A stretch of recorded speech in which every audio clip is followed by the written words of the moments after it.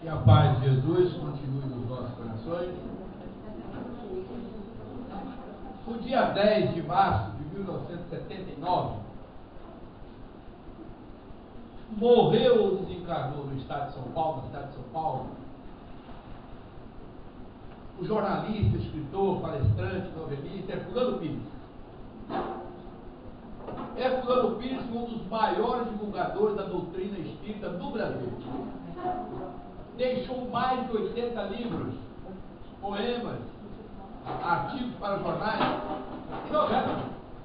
A novela de maior sucesso no Brasil e no mundo é do Herculano, A Viagem. Foi adaptada para a televisão por Valéria Ribeiro. Ela adaptou, mas o texto original é de Herculano. Só ele, o Herculano, poderia ter algo tão especial, tão autêntico sobre a vida espiritual, sobre a obsessão. Mas no dia da sua morte, no dia 10 de março de 1959, ele fazia uma sessão espírita na garagem das pessoas que moravam no duplex, eram 2 andares, na parte de baixo da garagem. Ele fazia uma reunião toda quinta-feira, às 20 horas.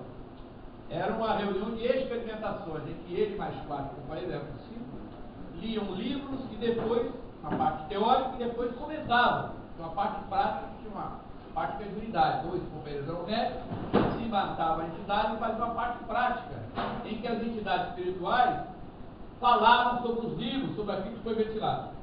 Mas no dia da sua morte, às 16 horas, ele encontrou com um dos componentes daquela reunião, que era sua casa, e disse: olha, eu não vou à reunião hoje.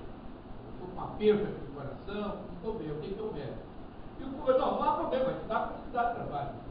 E o tempo passou, deu 20 horas, os 4 reuniram para o trabalho, ficaram de 8 às 10 na parte teórica, e o Herculano não apareceu. Aquele companheiro comunicou os outros, que tinha passado mal. E quando foi aproximadamente, porque a parte prática demorava, às vezes varava a madrugada, com os espíritos ali informando a respeito dos livros que foram lidos. Muitos livros saíram dali. E exatamente às 11 horas, já com uma entidade imantada, ela pediu uma caneta para escrever alguma coisa. Foi dada a caneta, escreveu uma mensagem e deu para o presidia. Quando ele leu a mensagem, ele levou um susto. Mas é o Herculano. O Herculano está vivo, eu encontrei por assim, 16 horas. Mas aqui a mensagem é que ele está morto. Só havia um jeito: subir a escada e perguntar, bater na porta, tocar a campainha e perguntar o que houve. Aí um deles saiu, subiu, pegou a governanta, ficou governando e falou: tem como o Herculano? Agora, às 11 horas, às 11h15, né? 11h15. Às 11h15 recebemos uma mensagem do Herculano, e ali ele disse que já está morto. A mensagem diz textualmente que ele está morto. Quer dizer, realmente ele passou mal ali a partir de 21 horas, né? A partir de 9 horas da noite, 21 horas, ele passou muito mal. E aí nós telefonamos para a ambulância veio e levou para o hospital. E exatamente às 11 horas veio a notícia que ele faleceu, exatamente às 11h15, né? Veio a notícia que ele faleceu no hospital. Eu estou contando essa história verdadeira para demonstrar que ninguém morre, porque 15 minutos depois da morte, ali estava o Herculano, deixando uma mensagem psicografada, interessantíssima. Nós não vamos dizer ainda, mas no final ele diz: eu estou muito feliz, numa demonstração que nós podemos e devemos vencer a morte. A morte pode ser vencida. A vida continua do outro lado, mais bela, mais dinâmica, mais feliz, principalmente para aqueles que aqui, no campo terreno, cumprem com seus deveres, com as suas ordenações humanas. Quem consegue conviver pacificamente com os outros, quem dedica tempo integral aos familiares, começando essa educação para a morte dentro da própria família. Ame a sua esposa, ame o seu esposo, ame o seu filho, a sua filha, o seu pai, a sua mãe, o seu avô. Tem um carinho especial por todos aqueles que estão juntos de você, que são os seus amores, e que, se partirem primeiro, vão aguardar vocês do outro lado da vida. Quem assistiu o filme Nosso Lar, vê aquele reencontro. É um reencontro muito bonito, é um reencontro muito saudável, muito dinâmico, para aqueles que aqui como dever. Eu imagino a mãe que está do outro lado da rede, esperando o filho, e o filho aqui é um criminoso, ou um assaltante, ou um drogado. Então precisamos, principalmente, respeitar aqueles que partiram antes de nós. Sonho muito com a minha mãe, com a minha querida mãe, a vovó Geral. E ela dá um sorriso aberto, de orelha a orelha, está satisfeita comigo, está feliz comigo. Não porque eu tenha me sublimado, tenha me considerado um santo, não. Mas é porque ela está vendo o meu esforço, a minha força de vontade em conviver aqui, em passar alguma coisa boa para os outros. Então a morte é uma ilusão, não está entre duas vidas, é um sono que se completa. Nós dormimos aqui e acordamos do outro lado da vida. Temos 5 livros sobre a morte, inclusive eu quero contar para ninguém morre. Mas o meu primeiro livro da morte, escrito há 40 anos atrás, está esgotado, talvez uma outra editora vai editar. Quem és tu, morte? É um livro pequeno, tipo cordel, que eu fiz de quadrinhos. São 213 quadrinhos. Eu pergunto à morte quem ela é, e ela me responde. Eu vou recitar só 4 quadrinhos, porque é muito bom. Eu pergunto assim: quem és tu, velha senhora? Eu chamo a morte de velha senhora. Quem és tu, velha senhora, que ceifa vidas em profusão, deixando um rastro de desespero nos caminhos da evolução? E ela começa a me responder: olha só o que a morte diz para mim, Djalma, eu sou uma estrada deserta, que todos têm que percorrer. Depois de um sono profundo, continuar a viver. Isso é lindo demais, não é porque eu fiz, não é muito bonito. Continuar a viver. Então continuamos a viver, ninguém morre. Não com esse corpo aqui, como diz os evangélicos, mas com o corpo espiritual, com o perispírito, que é o intermediário entre a alma e o corpo. Esse perispírito está ligado ao meu corpo, que está me dando condições de falar para vocês. Depois da morte, ele se desprende do corpo que vai se depauperar na terra e toma a forma humana. Não perdemos nada depois da morte, nem a forma humana, continuamos com a mesma forma humana, as características. Se eu morrer, eu vou exatamente como estou aqui. Nossa irmã, como ele está ali, nosso irmão com essa camisa bonita, nossa irmã, não muda nada. E esse corpo espiritual que vai substituir o corpo físico, o mundo espiritual, é um corpo de fósforos, é um corpo de luz, né? Sem as circunstâncias depauperadas do corpo físico. Você não vai sentir frio, você não vai sentir calor. E às vezes as pessoas reclamam da morte. Eu não sei por que reclamam tanto da morte. Lá em casa eu tenho 15 obrigações. 15 obrigações.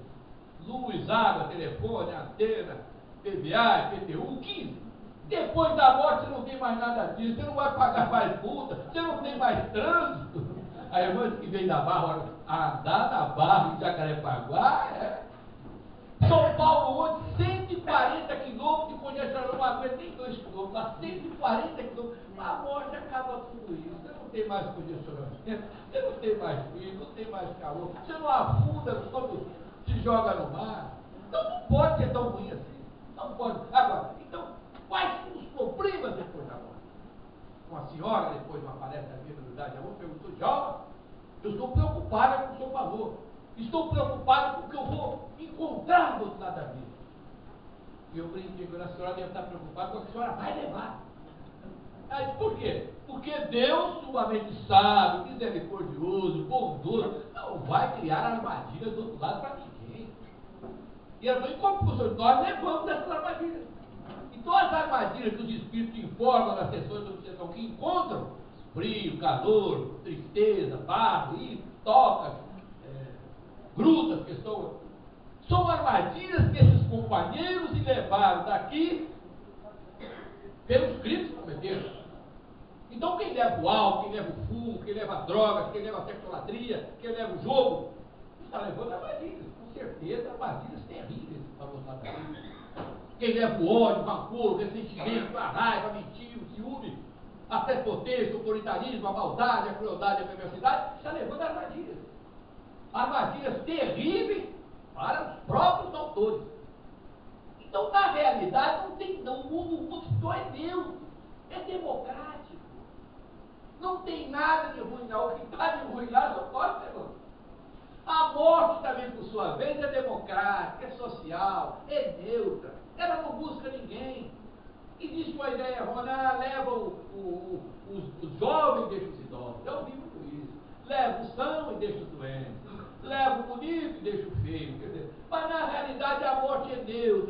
democrática, é social, ela não busca ninguém, ela tem uma agenda.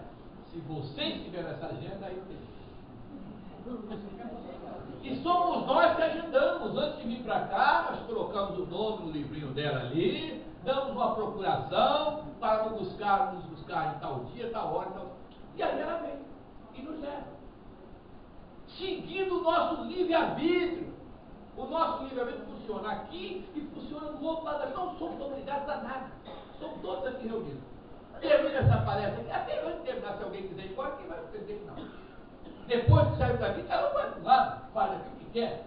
Do outro lado da vida é a mesma coisa. Aí surge o caso, o problema da obsessão. Ah, não, mas a obsessão, o espírito não. O espírito chega, o obsessor, porque a vítima, de alguma forma, dá condições para que ele possa chegar. Até nas obsessões, o livre-arbítrio funciona com toda a eficiência. Se você não deixar brecha no seu comportamento, espírito nenhum poderá chegar perto de você. Tem um ditado chinês que eu gosto muito: nada poderá lhe acontecer se você não quiser. Então, às vezes, a vida, previdentemente ou imprevidentemente, conscientemente ou inconscientemente, atrai os espíritos inferiores. As nossas faltas leves, médias e graves, os nossos crimes, os nossos pecados, os nossos delitos, as nossas falcatruas, os nossos escândalos, atraem entidades inferiores. Tudo aquilo que é de ruim que nos acontece, a dor, o sofrimento, as aflições, as decepções, são frutos exclusivos de escolhas erradas. Escolhas erradas que fazemos. Se formos observar quem está na Bangu 1, Bangu 2, penitenciários de segurança máxima, cadeia pública, podem observar, podem questionar, são companheiros e companheiras que fizeram escolhas erradas, ou não é? Então é interessante observar isso. Ontem, por exemplo, o nosso Joaquim Barbosa decretou a prisão desses companheiros. Tem gente contra, tem gente a favor. Isso é normal. É a democracia, é o livre-arbítrio. Mas todo mundo sabe que houve escolhas erradas. Foram 8 anos de discussão, de debate, de questionamento, de discussões, para chegar ao final que chegou ontem. Houve escolhas erradas. Então, todas as vezes que fazemos coisas erradas, nós estamos nos candidatando ao sofrimento e à dor. Eu assisto, se for até estranho, eu assisto muita palestra de evangelho, eu quero saber o que eles pensam. Então, outro dia, o nosso Malafaia estava falando, gritando, que eu falo. O salário do pecado é a morte, disse o Malafaia. Falou até. Eu não estava lá na igreja, se eu tivesse, eu disse, não, você está enganado. O salário do pecado não é a morte, não. O Chico não pecou e morreu, Jesus não pecou e morreu. O salário do pecado é o sofrimento, e aí não temos dúvida nenhuma. O salário do pecado é o sofrimento, é a dor e é a aflição. Todas as vezes que nós cometemos erros, cometemos pecado, cometemos delitos, estamos nos candidatando ao sofrimento. Não há a menor dúvida. A morte leva a culpa de muita coisa, não tem culpa nenhuma disso.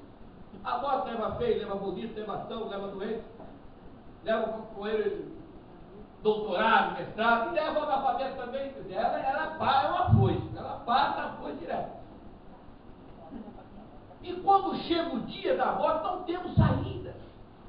Como aquela história grega, num sábio, parece que Aristóteles, me passaram como sendo verdade.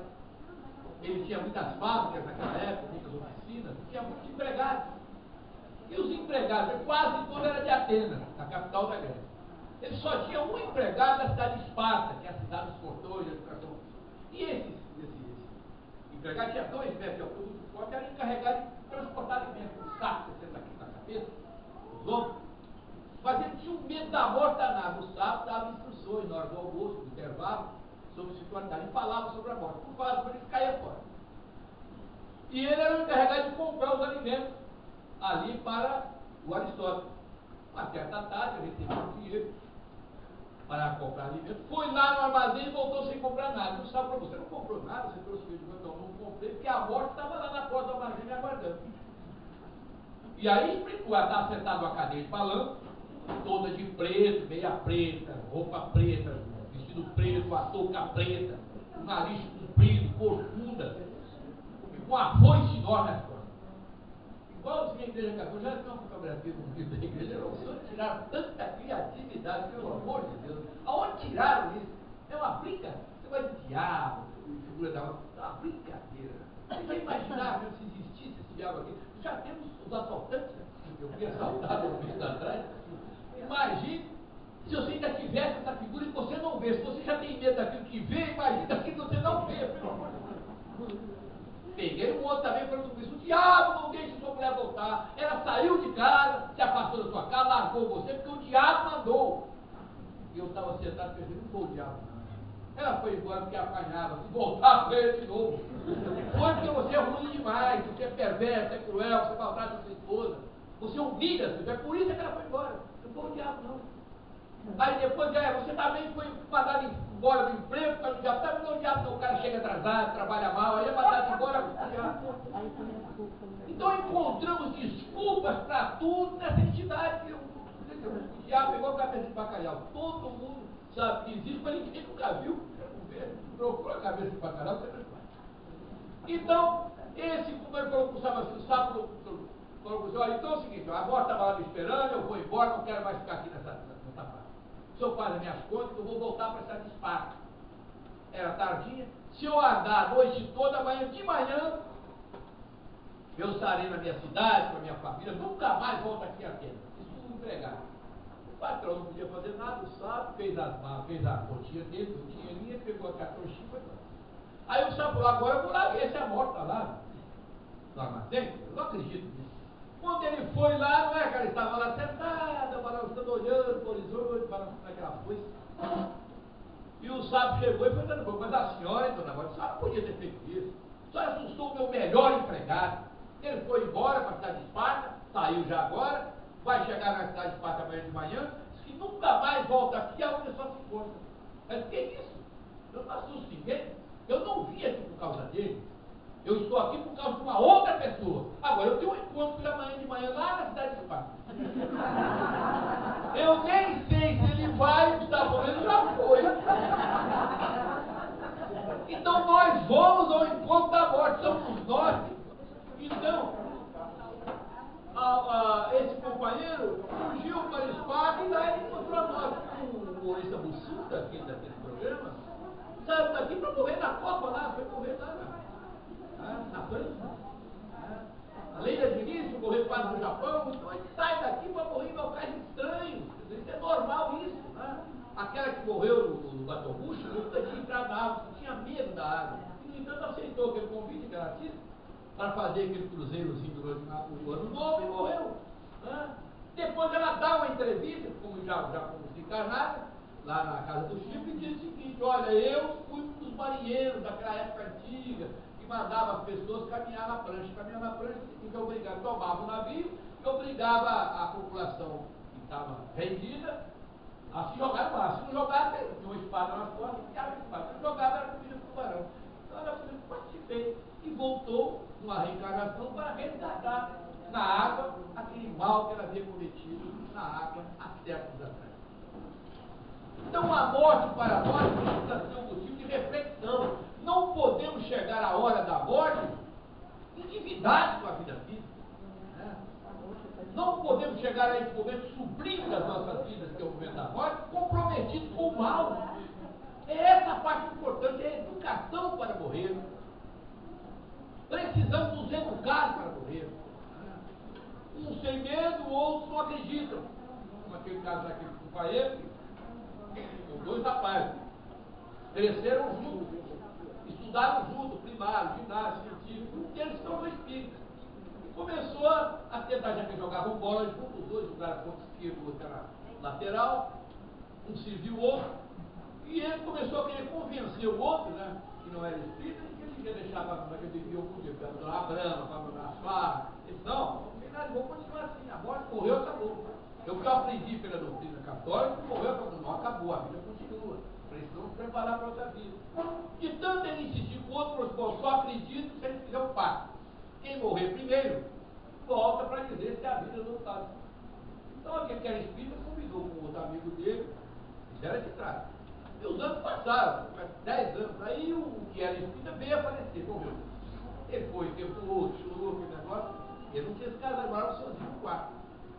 E passaram o primeiro ano, o segundo ano, nada, já estava pensando, tá vendo? Não tem morte, não tem vida do outro lado, eu já teria aparecido. Mas numa dessas noites escuras, está chovendo muito, geralmente é assim, o fantasma morto volta dessas noites escuras, aquela noite ruim, ventando muito, aí apagou a luz elétrica passou. E ele viu que, mesmo sem a luz, viu uma luzinha que veio do teto e foi bater. Meu Deus, o que é isso? Pelo amor de Deus. Aí ele viu o cara segurando a vida. Ele não, calma, rapaz, sou eu. Ah, é você? Ah, não precisa ter medo, convivemos tanto tempo juntos, jogamos tanta bola juntos. Ah, então a vida continua. Vai, claro que continua, mas não estou aqui na sua presença. Então agora, a partir de amanhã, eu vou a uma casa espírita, vou me filiar, porque eu acredito agora que tem vida depois da morte, porque você está aqui na minha frente. Quando foi então tá legal, eu vou outra coisa do mundo, vou ter vida pressa, está sempre correto. Não, estou indo, porque eu tenho outras coisas para fazer. Não, peraí, eu tenho mais uma última pergunta. Então baixa logo que eu estou indo embora. Estou vazando, como diz o jovem. Aí ele falou assim, tem futebol do outro lado? Eu falei, tem, mas eu já ia até te contar, mas você não vai gostar da notícia. Ah, pode falar. Você está escalado para jogar comigo amanhã. Ele morreu naquela noite. Então são essas histórias pequenas que a gente conta aqui para que as pessoas possam conscientizar o seguinte, isso aqui é temporário. Essa vida que nós vivemos aqui é uma vida de ilusão. Os bens temporários que nós gostamos tanto do carro, da casa, isso é ilusão. Não trouxemos nada do outro lado da vida e não podemos levar nada para o outro lado da vida. Tudo fica aqui. Então, um dos pontos importantes para a educação para a morte é não se apegar aos bens terrenos. Não se apegar à fazenda, ao gado, à casa, ao carro. E nem a parentela familiar. Você tem que amar os seus membros da parentela familiar. Você não pode se apegar demais. Eu não posso viver sem. Tudo aquilo que você julgar da sua preferência, tudo aquilo que for objeto da sua predileção, e que você disser que não posso viver sem, vai te segurar. E eu não estou inventando isso, está no Evangelho, o Sermão da Montanha. Jesus diz, aonde estiver o teu tesouro, ali estará o teu coração. Está lá no Evangelho, Sermão da Montanha. Jesus adverte, aonde estiver o teu tesouro, ali estará o seu coração. Cuidado com aquilo que você elege como sendo alguma coisa da sua predileção. Que vai lhe atrair e você vai permanecer aqui, ou na retaguarda da vida, onde haverá sempre dor e ranger. Mas eu trouxe para vocês algumas assertivas importantes a respeito da educação para a morte. A primeira delas, abstenha-se de falar palavras que possam ferir os outros. Não fale mal dos outros. Não intervenha na vida dos outros. Não invada fronteiras alheias. Permaneça calado, permaneça em silêncio a partir de dentro do seu próprio lar. Não faça intervenções na vida dos outros. Procura ter uma vida recatada, uma vida isolada, no tumulto, das confusões, e tudo aquilo que representar desequilíbrio para você e para a sua vida. Zele pelo seu comportamento diante dos outros. Não permita que os outros possam falar mal de você, possam pensar mal de você devido às suas experiências, devido às suas atitudes, devido ao seu comportamento. O apóstolo Paulo, quando questionado a respeito da sua vida passada, que foi uma vida tumultuada, ele foi um doutor da lei, ele mandou prender muitas pessoas, ele participou da morte de Estevão, e depois se converteu no caminho de Damasco. Então, já bastante iluminado, já quase não estava na sua vida, os apóstolos seguiam. Ele teve apóstolo, seguidor, não teve Jesus. E perguntaram a ele o que ele ia fazer no passado e como é que ele vivia no presente, ia viver no presente. Ele disse, quanto ao passado, diz o Paulo, deixe para trás as coisas que ficam e avance com fé, coragem e determinação para as coisas que estão diante de mim. E quanto ao presente, diz o Paulo, isso é importante para nós. E quanto ao presente, aquele que matava não mate mais. Quem roubava não roube mais. Quem falava mal dos outros não fale mais.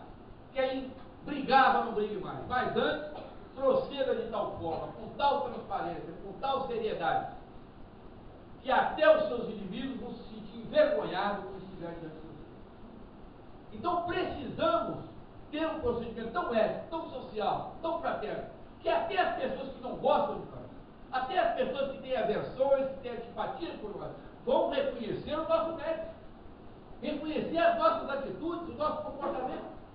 Não se convence ninguém com falatório, com gritaria, com violência, convence com exemplo. Eu, graças a Deus, que eu consegui com os meus 6 filhos, meus 12 netos. Dos 12 netos, 2 moram embaixo. Já falei com o irmão que trouxe o meu médio de transporte. Não era médio, agora é médio de transporte. É o Fernandinho, agora está com 10 anos. De tanto eu brincar com ele, falar sobre as minhas palestras, agora, quando hoje ele não me viu sair, mas quando ele me viu sair, ele disse: vovô, o senhor já vai fazer palestra? Vou. Então Jesus serve. Ele já pegou o espírito da coisa, entendeu? Então, quando ele me viu arrumado, o papai falou: o vovô virou uma coisa boa. Mas imagina um neto, um filho saber que o pai vai sair, o avô, o vô, para fazer alguma coisa ruim. É duro isso, somos observados. Dildo não é um erro pensar que o seu filho não te observa. Porque ele casou, foi morar longe. Não, ele te observa. De lá onde ele está, ele quer saber notícias suas. O seu neto quer saber o que você está fazendo. Ele te observa dia e noite. Se você discute com o pai, se discute com o avô, se discute com o marido. Então é muito interessante essa convivência dentro do próprio lar. Se você conseguir ser bom dentro do seu lar, você vai ser bom na rua, você vai ser bom no trabalho. Agora, quem não é bom dentro de casa, eu ouço: eu me dou bem com todo mundo no trabalho, mas lá na minha casa não dá certo. Quer dizer, por algum motivo. À toa, não é? Com certeza não. Então precisamos sanear primeiro o nosso ambiente caseiro, através da prece, do recolhimento, do silêncio e do culto do lar. O culto do lar é uma asepsia mental, é uma faxina caseira. Eu trouxe até o livro, o Evangelho do Culto do Lar, que é para as pessoas que têm dificuldade de fazer o curso. Esse livro dá tudo direitinho, tem as preces, tem o início, tem o meio, tem o fim, tem tudo. E tem uma poesia lindíssima. Eu não sou poeta, mas pela primeira vez eu fiz uma poesia e coloquei nesse livro. Eu vou até recitar para vocês, que ele é muito bonito. Chama-se Estranhos na Terra. Quem somos nós nessa terra, que nada temos, que nada somos, que de nada nosso nada é, senão a nossa fé, que tanta beleza nos será. Necessário é pensar e repensar que estranhos e solitários aqui vivemos, na busca de alguma coisa que ainda não encontramos, mas que vamos encontrar através da nossa fé. Quem me dera um dia com Deus me encontrar, num encontro simples e de sã consciência. Aí encerraria a minha busca, a minha grande caminhada. E como a criança não pode falar, conjugaria com todas as minhas forças o verbo amar. Eu te amo, meu Deus. Essa é a poesia que conta todo mundo. É muito bonito. Então nós precisamos entender essa necessidade de se educar para a morte. Outro acertivo interessante: junte a tudo aquilo que você for fazer, para que você possa se educar para a morte, junte a tudo aquilo que você for fazer, o que esteja fazendo, uma dose forte de otimismo. Não faça nada com má vontade. Não faça nada com melancolia, com tristeza, com desânimo, com resignação, com rebeldia. Procure estar sempre alegre, sempre focado naquilo que você está fazendo, com a confiança irrestrita em Deus, em Jesus e no anjo da guarda. Nós falamos um sempre, né, já falamos sobre o anjo da guarda.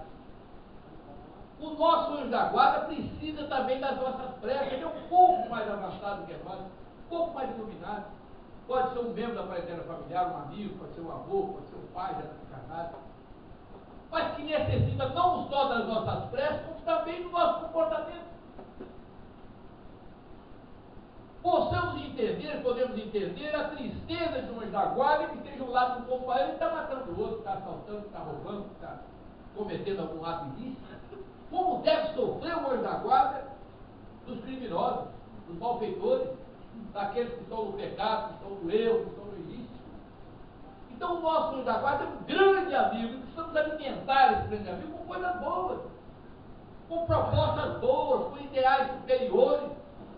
E aí você não terá só um amigo, não, você terá um anjo ao seu lado. Aqui é aquele que todo mundo é um anjo, que vai te amparar, vai te envolver, e você vai ser feliz nas suas experiências.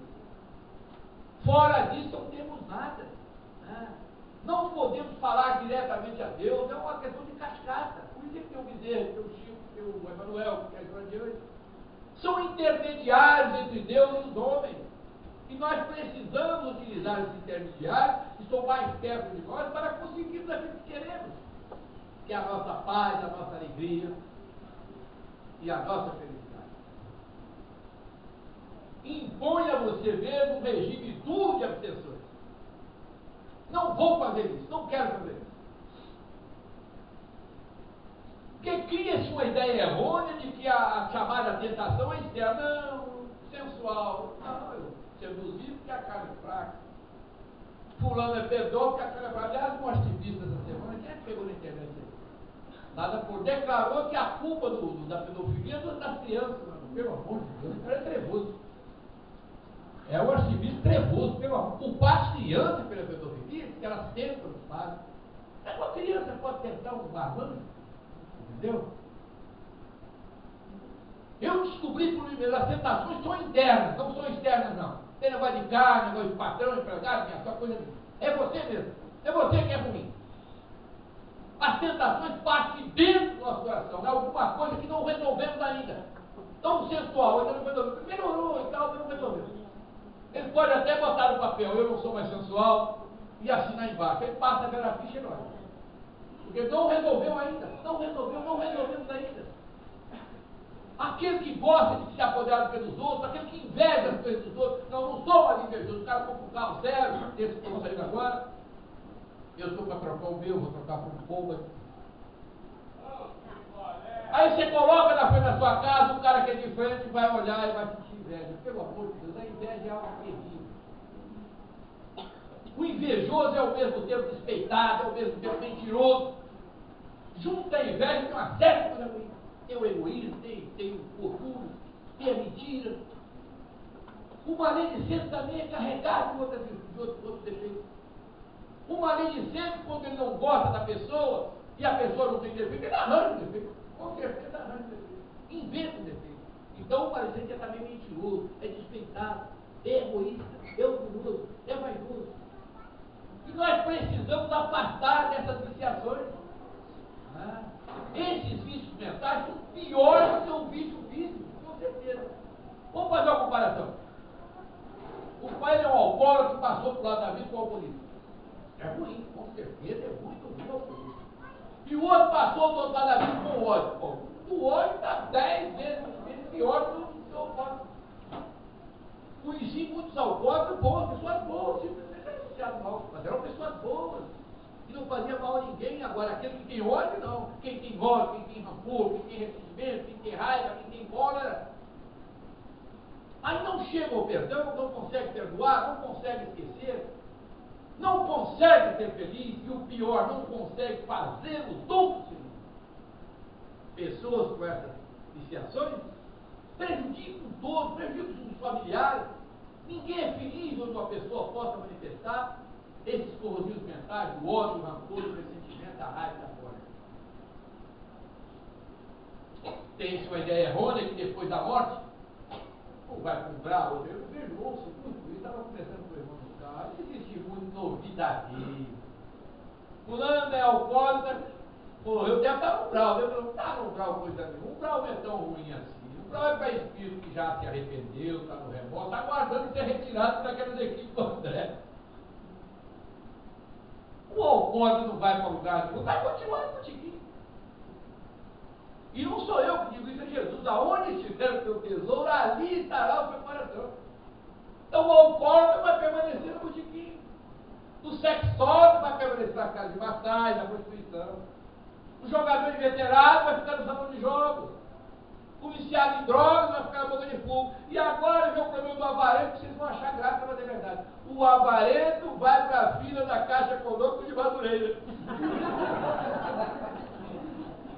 Fila enorme, hein? Tem morto pegando táxi para final da vida. Para quê? Para nada. Para botar um dedinho lá e não encontra mais nada, porque morre um dia, no outro dia a mulher vai lá e... O direito é dela, é dele. Quando ele era vivo, ela queria comprar um tamancão, ele não comprava. Aí ele morre, ela vai lá tirar tudo, e o infeliz fica ali, dá um pulo. Não é eterno, eu posso seguro, sou muito sincero, talvez por isso o programa seja mais ouvido no Rio, segundo lugar no Rio, porque eu só falo a verdade. Eu não estou dizendo aqui que o alcoólatra, que o viciado, que o jogador, que o senhor fica vivo eterno, não. Chega uma hora que ele se arrepende, que ele chega ao remorso, ao arrependimento, chora convulsivamente e pede, pelo amor de Deus, para voltar novamente. Aí ele sai daí. Mas por muito tempo, o infeliz ficaria apertando o dedo, vai lá para o gerente, fui roubado, esse banco não é sério, mas o gerente não é clarividente, não é clareaudiente, não vai ouvir, não vai ver, ele só. O alcoólatra, recebi a notícia de uma visão do alcoólatra, que eu achei graça, eu achei graça para verdade. Estava andando ali fazendo uma palestra sobre isso. E depois da palestra, um médico, vidente e audiente lá do meu devido. Tiago, eu queria te contar uma história, porque eu só vou contar para o senhor, porque o senhor é palestrante, eu não conto porque eu acho que eu estou mentindo. Não, pode contar. História, eu fui há alguns anos atrás, numa padaria pela manhã que vendia cachaça, pão, tudo. E ele disse que quando chegou, tinha um companheiro com um copo de cachaça, está de manhã, 6 horas, tem cara de 6 horas já começa a beber. E ele viu nitidamente o companheiro encarnado, um copo de cachaça e um espírito encarnado, que com certeza também morreu de acha. Do lado dele. E aqui, o pelo menos os homens sabem disso, que o cachaceiro ele não toma à noite, primeiro joga um pouco fora, esse é a função. Olha, eu nunca pensei que fosse uma grande, mas é uma grande verdade.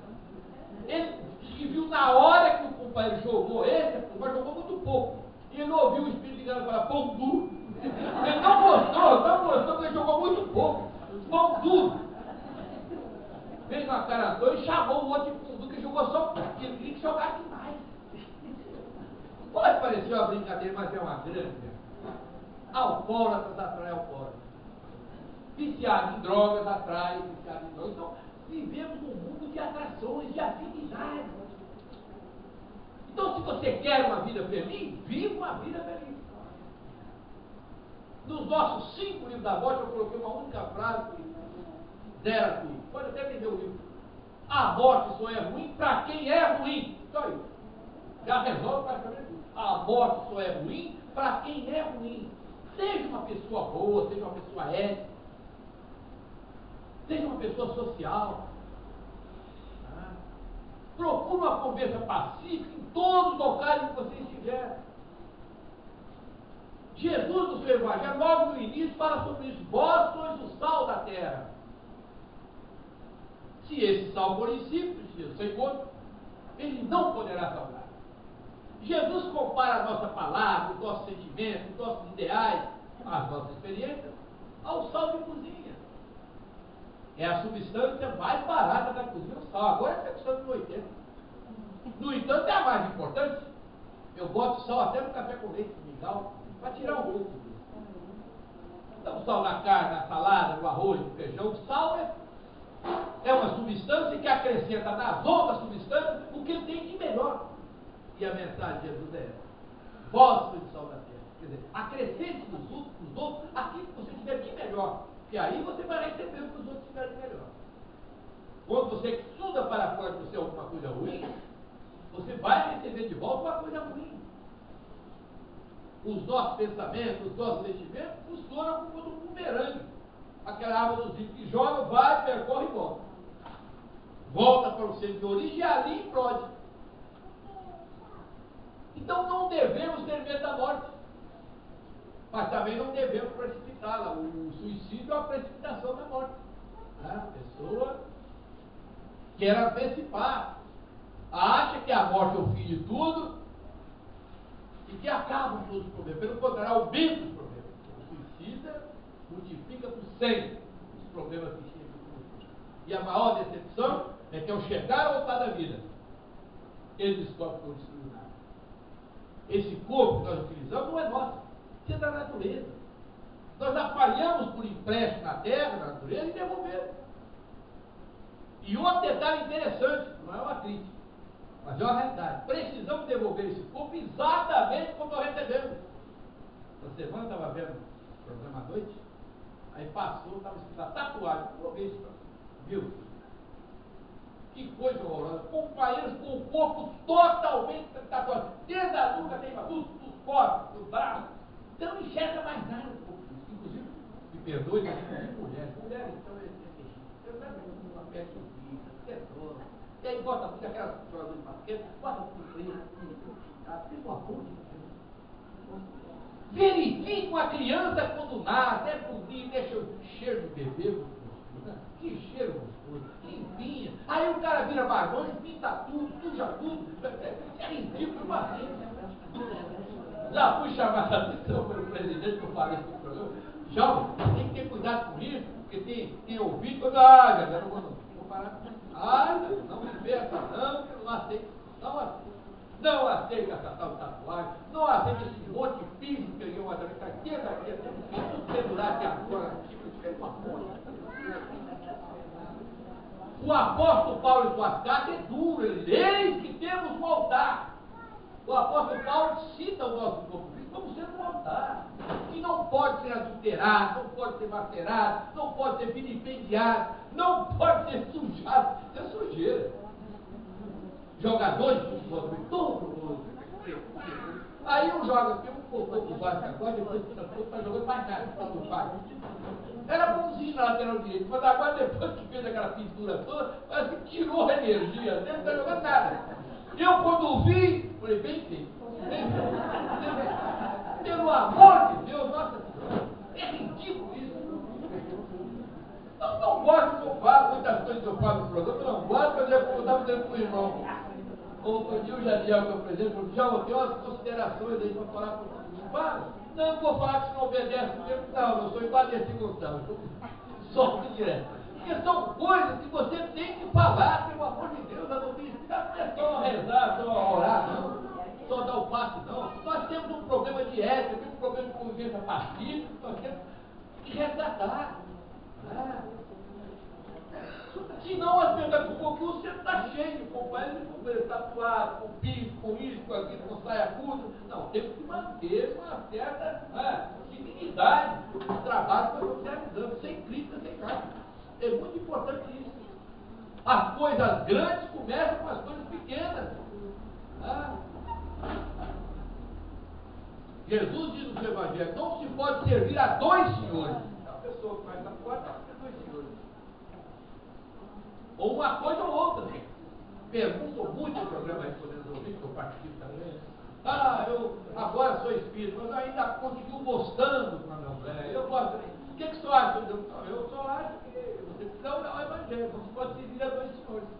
Você vai agradar um e desagradar o outro. Você não pode ficar em cima do muro. Quem fica em cima do muro é o PMDB. Você não pode ficar em cima do muro. Você tem que tomar uma decisão. Escolher um lado. E o lado é o lado do consolador, da doutrina do consolador. Precisamos acreditar nessa doutrina. Tem alguns centros, inclusive no Estado do Rio, eu vou dizer o nome, já estão seguindo Hermanos do Fogo. Olha que lindo, Vanderlei.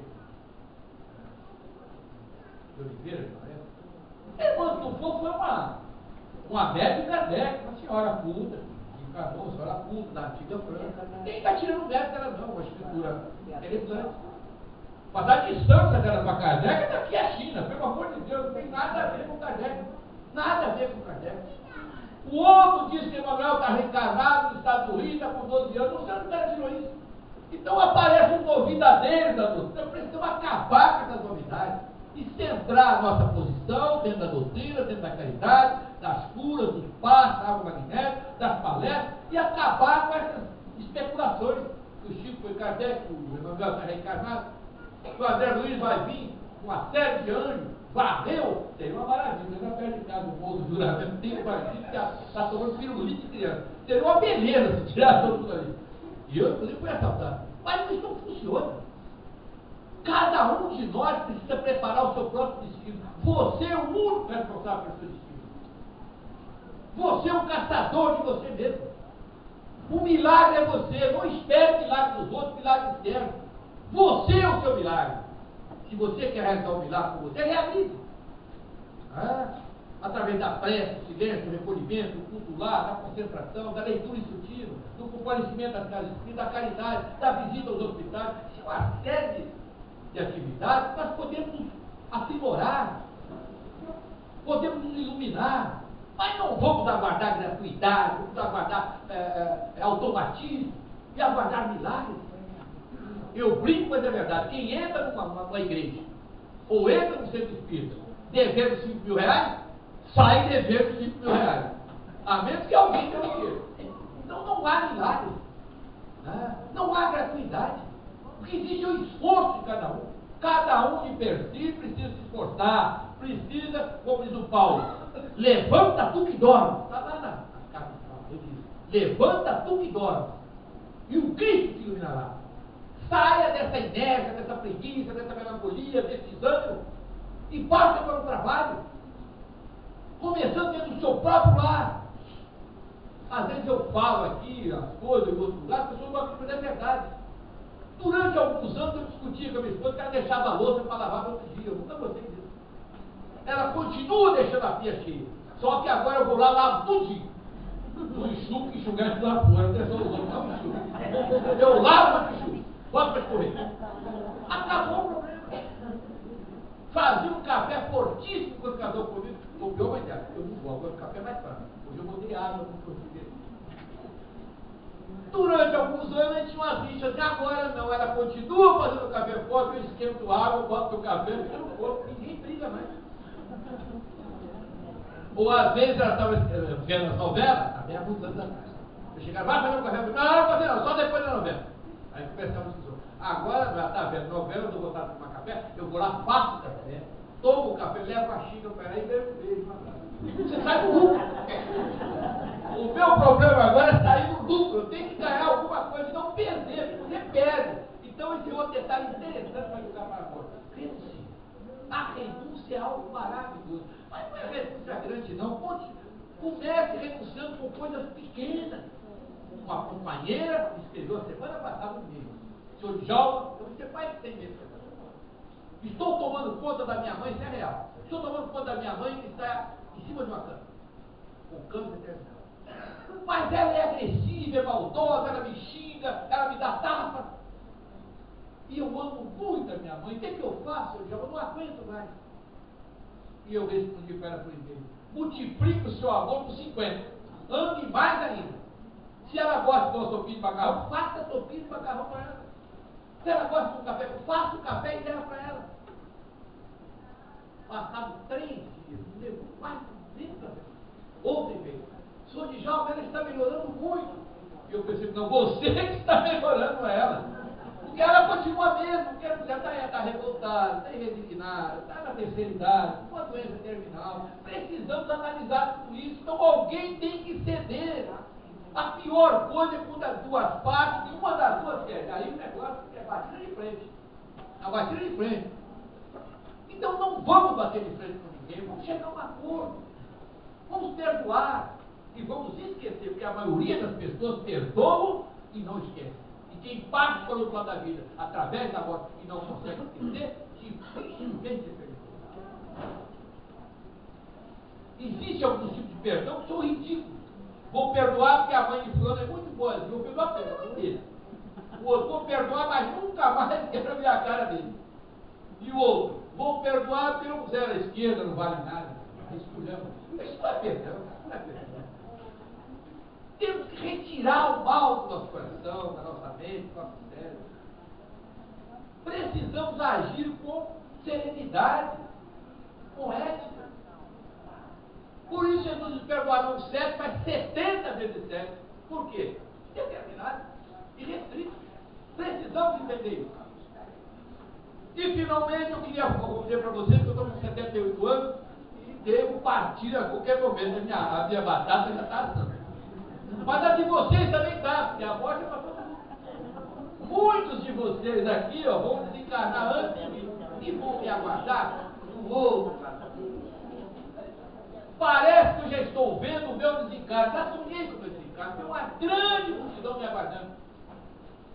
Eu vou fechar os meus olhos materiais com a morte e vou abrir os meus olhos espirituais. E aí, meio tonto ainda, que a morte é uma paulada, eu vou acordando aos poucos e vendo você, ouvindo vozes e vendo vulto. As vozes dizem o seguinte: chegou o Djalma. É ele, sim, eu estive com ele lá. Piavetar, quem Piavetar, né? Septiva. Estive com ele lá em Septiva. Porque eu estive no Frei Luiz. E o outro mais exaltado, outras pessoas. Que maluco da madrugada, meia-noite ao tempo. Cada um diz uma coisa. E eu acabo de abrir os olhos espirituais. Materiais ficaram aqui.